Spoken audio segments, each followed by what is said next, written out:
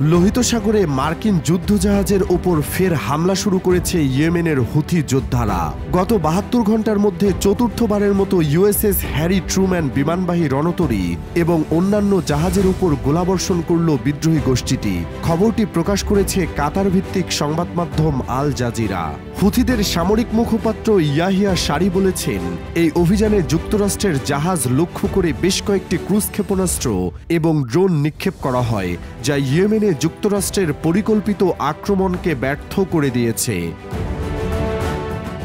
সামাজিক যোগাযোগ মাধ্যমের এক পোস্টে সারি লিখেছেন, এই অভিযান সফলভাবে লক্ষ্য অর্জন করেছে।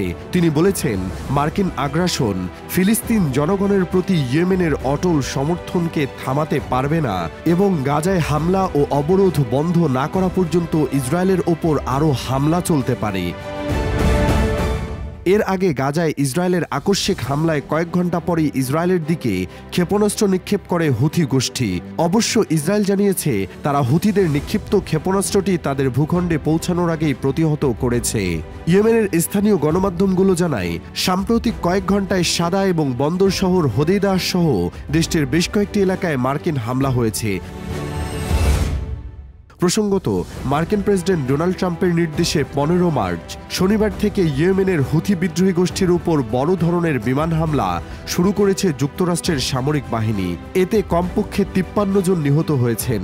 এদের মধ্যে ৫ জন শিশু রয়েছে বলে জানিয়েছে দেশটির বিদ্রোহী গোষ্ঠী হুথিদের স্বাস্থ্য বিভাগ। এ হামলা সম্পর্কে মার্কিন পররাষ্ট্রমন্ত্রী মার্কো রুবিও বলেছেন, ইয়েমেনের বিদ্রোহী গোষ্ঠী হুথিদের উপর হামলা চালিয়ে যুক্তরাষ্ট্র বিশ্বের উপকার করেছে। ফক্স নিউজ রেডিওতে এক সাক্ষাৎকারে রুবিও বলেন, এটা ভাবা ভুল যে আমরা ইয়েমেনে হামলা করছি। আমরা হুথিদের উপর হামলা চালাচ্ছি, আর ঘটনাক্রমে হুথিরা ইয়েমেনেই অবস্থান করে। সাক্ষাৎকারে রুবিও বলেন, মার্কিন হামলাগুলো লোহিত সাগরে হুথিদের হামলা বন্ধ করার জন্য করা হয়েছে, কোনো সহিংস সংঘাত শুরু করার জন্য নয়। এদিকে লোহিত সাগরে চলাচলকারী জাহাজে ইয়েমেনের হুথি বিদ্রোহীদের হামলাকে ঘিরে ইরান যুক্তরাষ্ট্র উত্তেজনা বাড়ছে। ইরানকে সাবধান করে মার্কিন প্রেসিডেন্ট ডোনাল্ড ট্রাম্প বলেছেন, আন্তর্জাতিক জাহাজ চলাচল পথে হুথিদের আক্রমণ অব্যাহত থাকলে ইরানকে ভয়াবহ পরিণতি ভোগ করতে হবে। হুথিদের ছোড়া প্রতিটি গুলির জন্য ইরানের নেতৃত্বকে দায়ী করা হবে বলেও হুঁশিয়ারি উচ্চারণ করেছেন মার্কিন প্রেসিডেন্ট ট্রাম্প। আবার ইয়েমেনের হুথি বিদ্রোহীদের তেহরান মদদ দিচ্ছে বলেও অভিযোগ তুলেছেন ট্রাম্প। অপরদিকে ট্রাম্পের মন্তব্যকে যুদ্ধবাজ সুলভ বলে আখ্যা দিয়েছে ইরান।